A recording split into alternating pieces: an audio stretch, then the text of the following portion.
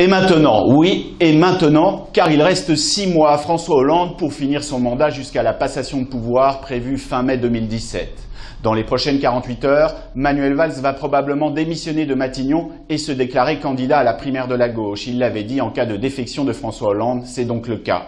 François Hollande nommera donc son 3e Premier ministre d'un quinquennat vraiment hors norme, à situation inédite, gouvernance inédite aussi pour les 6 prochains mois. L'Assemblée nationale va tourner au ralenti. La plupart des députés vont aussi plonger dans la campagne présidentielle et ou, quand ils sont candidats, dans leur législative à eux. Institutionnellement, la France vit sous état d'urgence où la menace terroriste n'a jamais été aussi forte. Sur la scène internationale aussi, notamment en Europe, quel sera le crédit de François Hollande, sachant que ses interlocuteurs ont aujourd'hui acté l'alternance, elle est en marche. Ce sera donc, pour un semestre encore, une perte d'influence française, notamment à Bruxelles. Quelle sera aussi la place de François Hollande dans le débat public, dans l'élection présidentielle et aussi dans la primaire? Lui qui laisse un PS totalement fracturé, où Manuel Valls, Arnaud Montebourg, Benoît Hamon, mais aussi Martine Aubry, peut-être Christiane Taubira, vont entrer dans ce débat justement, s'affronter pour reprendre le leadership